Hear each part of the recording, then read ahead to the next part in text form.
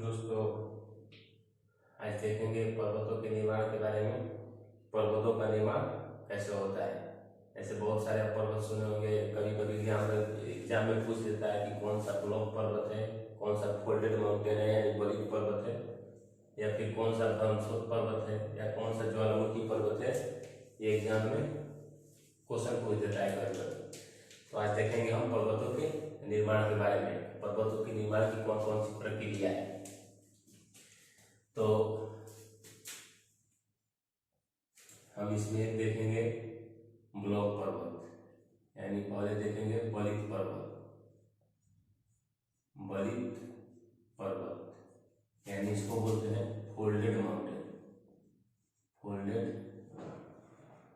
Folded mountain.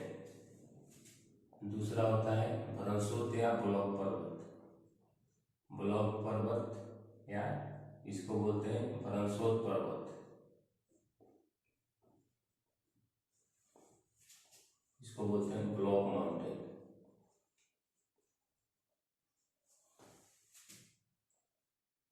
तीसरा हो जाएगा ज्वालामुखी पर्वत।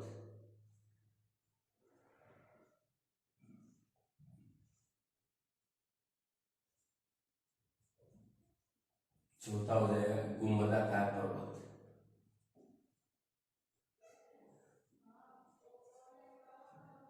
गुंबदाकार पर्वत, बलित पर्वत, ब्लॉक पर्वत, ज्वालामुखी पर्वत, गुंबदाकार पर्वत। यानी कैसे चार प्रक्रिया से बनता है। एक तो बलित पर्वत हुआ, एक और होता है अवशिष्ट पर्वत। तो हम आगे आएंगे तो बताएंगे, लेकिन मेनली ये चार टाइप से पर्वतों का निर्माण होता है। बलन से, या भ्रंश पड़ने से, या ज्वालामुखी से, या गुंबदाकार पर्वत। प्लेटों के गुंबदाकार में मुड़ने की वजह से गुंबदाकार पर्वत बनता है। तो हम एक एक करके देखते हैं। पहले बलित पर्वत। तो पर्वतों के निर्माण में हमारे तीन चार सिद्धांत हैं। हम पहले उसको हम मेनली दो ही देखेंगे, दो ही सिद्धांत, लेकिन बहुत सारे सिद्धांत हैं। हम सिर्फ देखेंगे दो ही सिद्धांत, वो भी थोड़ा थोड़ा देखेंगे, क्योंकि हम जब हिमालय की उत्पत्ति पढ़ाए थे तो उसमें हम बता चुके हैं उसके बारे में। एक आता है भूसन्नति का सिद्धांत। भूसन्नति का सिद्धांत ये किसने दिया था? कोबर महोदय ने, जर्मन वैज्ञानिक थे, उन्होंने दिया था भूसन्नति का सिद्धांत। तो भूसन्नति क्या होती है? पहले भूसन्नति तो ये कोई छिछला जल का क्षेत्र होता है, छिछला होता है। इसकी लंबाई बहुत होगी। जैसे देखिए इसकी लंबाई बहुत है, लेकिन इसकी डेप्थ कम है, गहराई कम है। तो इसी को क्या बोलेंगे? जिसकी गहराई क्या हो? कम हो। गहराई कम है लेकिन लंबाई ज्यादा है, इसी को क्या बोलेंगे? भूसन्नति बोलेंगे। तो इससे पर्वतों का निर्माण कैसे हुआ? तो इन्होंने बताया कि जैसे मान लीजिए कोई भूखंड है, ये भूखंड का कोई टुकड़ा है, इसी में ये क्या था? ये मान लीजिए छिछला, थोड़ा सा बड़ा बना लेता हूँ। ये क्या थी? भूसन्नति थी।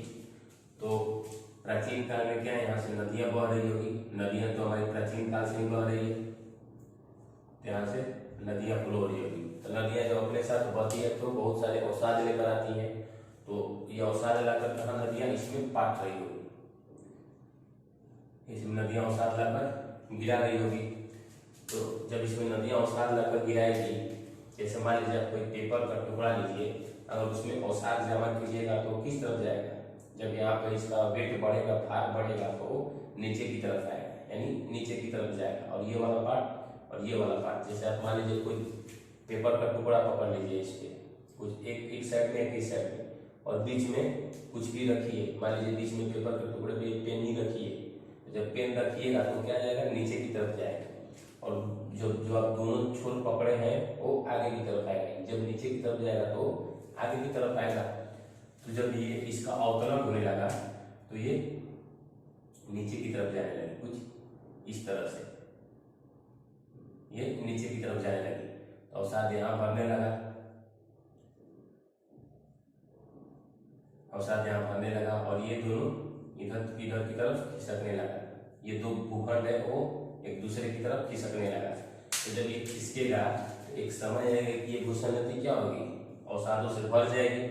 अवसाद से भरेगी तो उससे ज्यादा वो अवसाद जमा नहीं कर पाएगी। तो जब ये खिसकेगा, ये तो खिसकते जा रहा है, तो अचानक क्या होगा, यहाँ पे फोल्ड पड़ जाएगा। क्योंकि जब ये भर जाएगी और जो यहाँ पे बचा है, जैसे आप किसी भी चीज को दबाइएगा तो बीच में देखिएगा क्या होगा, फोल्ड पड़कर ऊपर की तरफ उठ जाएगा, यानी उसमें बलन आएगा, बलन पड़कर ऊपर की तरफ उठेगा। तो यहाँ पे क्या हुआ, फोल्ड पड़ गया, दोनों किनारे पे ज्यादा फोल्ड पड़ेगा और बीच वाला पार्ट कम उठेगा। तो इसी से क्या हुआ, पर्वतों का निर्माण हुआ। तो इसी को ये हुआ भूसंगति का सिद्धांत। इसी से पर्वत का निर्माण हुआ। किसने दिया था, ओवर ने दिया था। जैसे भारत कहीं लीजिएगा तो यहाँ पे क्या बना, ये हिमालय।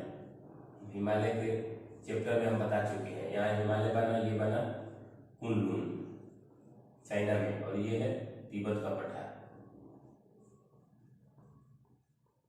तिब्बत का पठार। तो इस तरह से भूसंगति से क्या हुआ, पर्वतों का निर्माण हुआ। दूसरा है प्लेट टेक्टोनिक थ्योरी। आधुनिक जो प्लेट टेक्टोनिक थ्योरी है उससे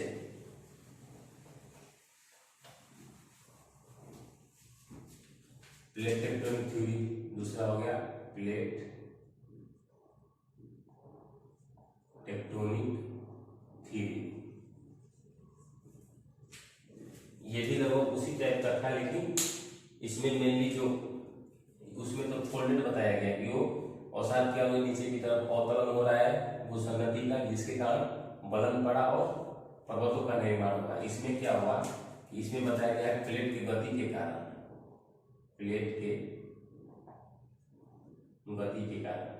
अब ये कैसे, जैसे हम उसमें बताए थे कि महाद्वीपीय प्लेट हल्की होती है, महासागरीय प्लेट भारी होती है। जैसे ये मान लीजिए कोई एक प्लेट है और ये कोई दूसरी प्लेट है, ये मान लीजिए महासागरीय प्लेट है, महासागरीय प्लेट, और ये महाद्वीपीय प्लेट, महाद्वीपीय प्लेट। तो जो प्लेट महासागरीय है वो क्या होगी, भारी होगी। हम पहले बता चुके हैं ये भारी होगी, तो ये नीचे की तरफ जाएगी। तो ये प्लेट मान लीजिए इस तरफ प्लेट ऐसे नीचे की तरफ चली गई, या बल्कि प्लेट इसके ऊपर आ गई। तो यहाँ पे भी क्या हुआ कि यहाँ देखिएगा तो एक छिछला सागर जैसा बन गया, एक भूसंगति जैसा बन गया। तो यहाँ से नदियाँ क्या कर रही है, अवसाद ला रही है, नदियाँ तो बहेगी, अवसाद लाकर इसमें जमा की।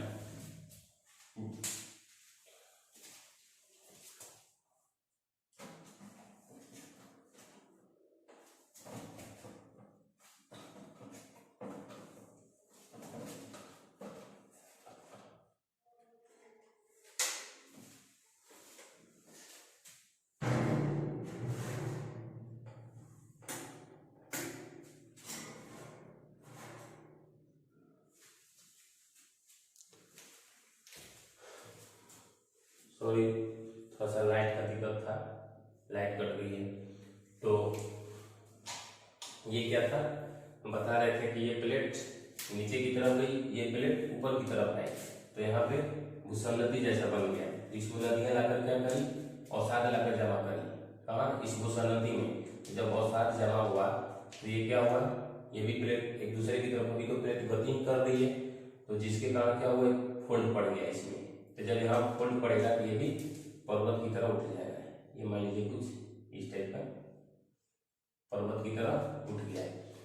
तो इसके कारण भी क्या हुआ, पर्वतों का निर्माण हुआ। और एक होता है भूतापीय सिद्धांत।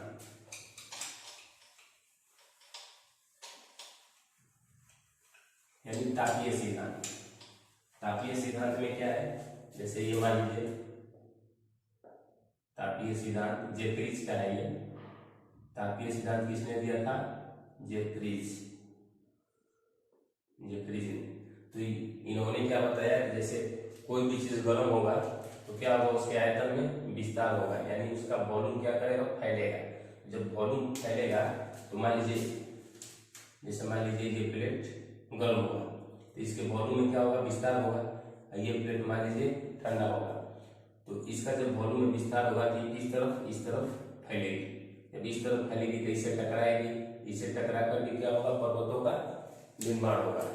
ये होता है तापीय सिद्धांत। मेनली यही तो है, उष्णगति सिद्धांत और प्लेट टेक्टोनिक थ्योरी। तो हम देखते हैं कि कैसे कैसे जो बना। वो एक तो बलित पर्वत बताए थे, तो हम पहले देखते हैं बलित पर्वत के बारे में।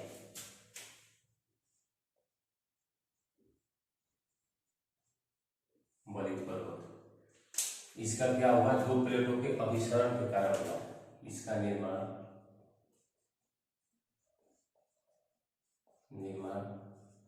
दो प्लेटों के अभिसरण के कारण,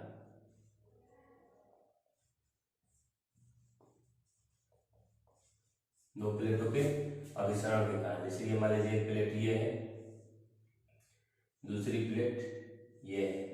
जब ये दोनों एक दूसरे की तरफ गति करेंगी, जब एक दूसरे की तरफ चलेंगी तो उसी को बोलेंगे क्या, अभिसरण। तो इसके कारण क्या होगा, ये दोनों प्लेट टकराएंगी। तो जो दो प्लेट टकराएंगी तो इससे बलित पर्वत का निर्माण होगा। जैसे ये मान लीजिए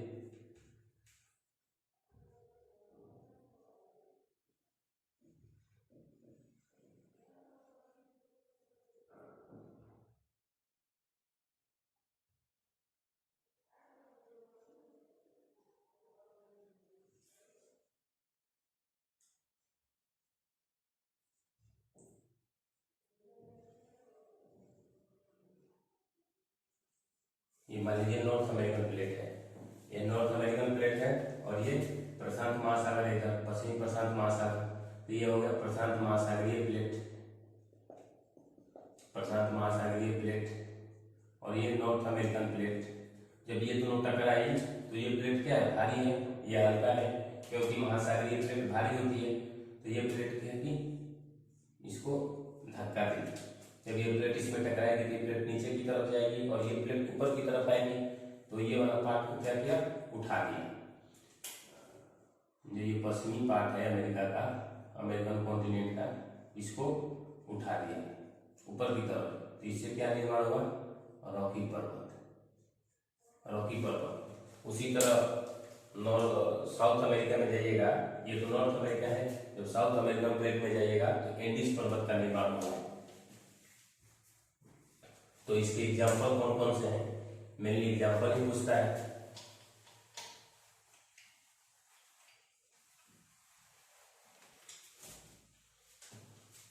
इसके एग्जाम्पल जैसे हिमालय, हिमालय भी क्या है, एक फोल्डेड माउंटेन है, बलित पर्वत है। रॉकी,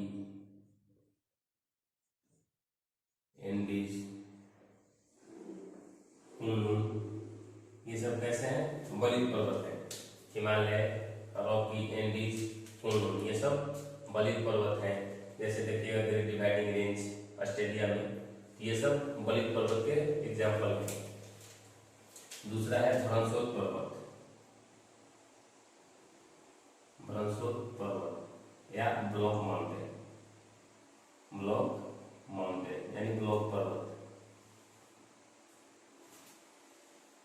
इसके नाम से यह स्पष्ट है कि कैसे बना होगा, भ्रंश से बना होगा। जैसे मान लीजिए कोई धरातल का कोई ये भूखंड है, ये मान लीजिए धरातल पे कोई ये भूखंड है, तो मान लीजिए इसमें कहीं बीच में प्लेट धरातल होगा, वो कहीं ना कहीं तो वो प्लेट कहीं टिका होगा। कोई भी धरातल होगा, मान लीजिए धरातल का कोई टुकड़ा, तो प्लेट कहीं गति कर रहा होगा। तो मान लीजिए सडनली कहीं इसमें फॉल्ट पड़ा यानी भ्रंश पड़ा, ये बीच वाला पार्ट क्या करेगा, बीच वाला पार्ट मान लीजिए नीचे की तरफ चला गया, ये नीचे की तरफ धंस गया। तो हम अगर यहाँ पे खड़ा होकर देखेंगे तो ये हमको कैसा पर्वत की तरफ दिखाई देगा। हम यहाँ पे खड़ा होकर देखेंगे तो कैसा दिखाई देगा, ये पर्वत की तरफ दिखाई देगा। तो उसी को क्या बोलेंगे, भ्रंशोत पर्वत। ये नीचे की तरफ आया, हो सकता है कि ये ऊपर भी उठ गया।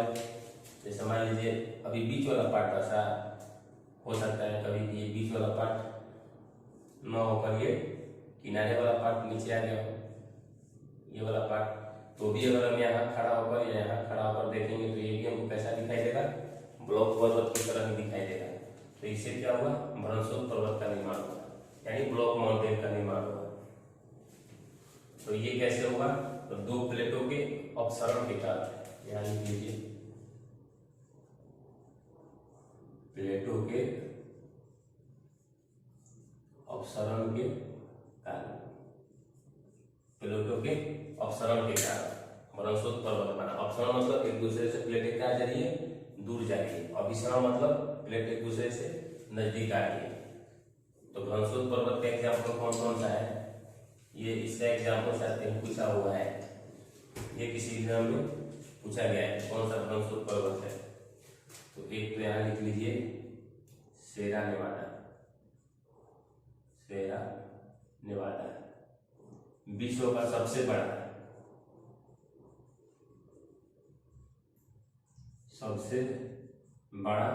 ब्लॉक पर्वत, विश्व का सबसे बड़ा ब्लॉक पर्वत कितना है, लगभग 640 किलोमीटर लंबा है। विश्व का सबसे बड़ा ब्लॉक पर्वत कौन सा है, सेरा नेवाडा। भारत में देखिएगा तो कौन सा है, सतपुड़ा। सतपुड़ा हम जब नदियां बता रहे थे तो उसमें बताए थे कि नर्मदा और ताप्ती नदी कहाँ फ्लो होती है, भ्रंश में फ्लो होती है। तो कुछ इस टाइप का, और ये दो भ्रंश बना। तो इधर में नर्मदा नदी, यहाँ पे ताप्ती नदी है, ताप्ती नदी फ्लो हो रही है। और यही बीच में क्या है, जल डिवाइडिंग का कौन काम कर रहा है, नर्मदा नदी और सतपुड़ा नदी में, सॉरी नर्मदा नदी और ताप्ती नदी में जल का डिवीजन का काम कौन कर रहा है, ये सतपुड़ा। तो ये हो गया सतपुड़ा।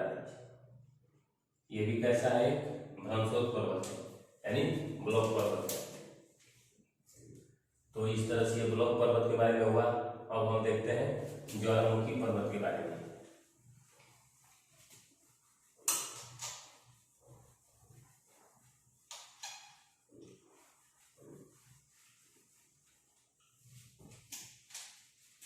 तीसरा है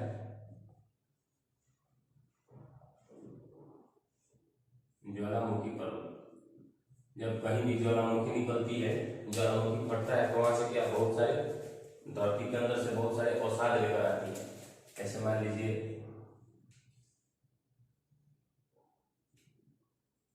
यहाँ पे क्या कि यहाँ से ज्वालामुखी बाहर निकल रही है इस एरिया से, तो क्या करेगी, बहुत सारे अवसाद लेकर ऊपर आती है। अवसाद इधर जमा करेगी, इधर जमा करेगी, अवसाद जमा करते जाएगी। तब अवसाद जमा करती जाएगी तो ये किस टाइप का, ऐसे नहीं लग रहा है कि पर्वत की तरह खड़ा हो गया, ये लग रहा है कि एक पर्वत बनाती है ज्वालामुखी। तो इससे ज्वालामुखी पर्वत का निर्माण हुआ, इससे ज्वालामुखी वोल्केनो इरप्शन के कारण, ज्वालामुखी के कारण ज्वालामुखी पर्वत का निर्माण हुआ। या इसको एक और नाम से जानते हैं, डिपोजिशन माउंटेन। डिपोजिशन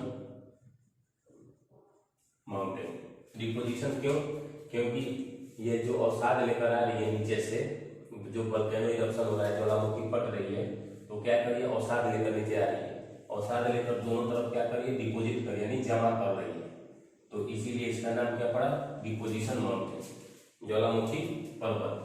तो इसके एग्जाम्पल कौन कौन से हैं, विसुवियस, ये इटली में आप नाम सुने होंगे, इतना, और विसुवियस का, तो ये हो गया विसुवियस। दूसरा हुआ एकांकागुआ, ये कहाँ है, एंडीज पर्वत पे है। एंडीज पर्वत का निर्माण तो हुआ है किससे, प्लेटों के टकराने से। वो किस टाइप का है, एक फोल्डेड माउंटेन, यानी बड़ी पर्वत है। लेकिन हो सकता है पर्वत में भी तो वोल्केनो इरप्शन होगा, उसमें भी ज्वालामुखी फटेगी, तो उस पे भी ये एकांकागुआ कैसा है, ज्वालामुखी पर्वत है। तीसरा है फ्यूजियामा, फ्यूजियामा, ये कहाँ है, जापान में है। एक है किलिमंजारो, किलिमंजारो ये कहाँ है, अफ्रीका में। तो ये हुए ज्वालामुखी पर्वत के बारे में। एक होता है गुंबदाकार पर्वत, यहाँ लिख लीजिए गुंबदाकार। गुंबदाकार पर्वत के बारे में। तो गुंबदाकार पर्वत कैसे बनता है? जैसे ये मान लीजिए कोई प्लेट है, प्लेट किस पे गति कर रहा है? मैग्मा पे यानी लावा पे। प्लेट इस मैग्मा पे गति कर रहा है यानी मूवमेंट कर रहा है। तो इसका प्रेशर तो बहुत ज्यादा होता है मैग्मा का। तो अगर ये प्रेशर लगा के, हो सकता है कि ये प्रेशर अप्लाई किया है, यहाँ पे प्लेट पे प्रेशर लगाया मैग्मा, तो इस प्लेट को क्या किया, वो मोड़ दिया गुंबद की तरफ। तो ये प्लेट कैसा हो गया? मान लीजिए कुछ इस टाइप का हो गया, इस टाइप का। तो ये अगर हम यहाँ पे खड़ा होकर देखेंगे तो ये हमको कैसा दिखाई देगा? पर्वत की तरफ दिखाई देगा। तो ये कौन सा पर्वत हो जाएगा? गुंबदाकार पर्वत। तो ये तो 4 टाइप के थे, चारों पर्वत, चारों टाइप से हम देख लिए कि कैसे कैसे पर्वत का निर्माण हुआ। एक हो गया फोल्डेड माउंटेन, बलित पर्वत के बारे में, दूसरा हो गया ब्रह्मस्रोत पर्वत, तीसरा हो गया ज्वालामुखी पर्वत, चौथा हो गया गुंबदाकार पर्वत। अब हम देखते हैं अवशिष्ट पर्वत के बारे में। अवशिष्ट पर्वत क्या होता है?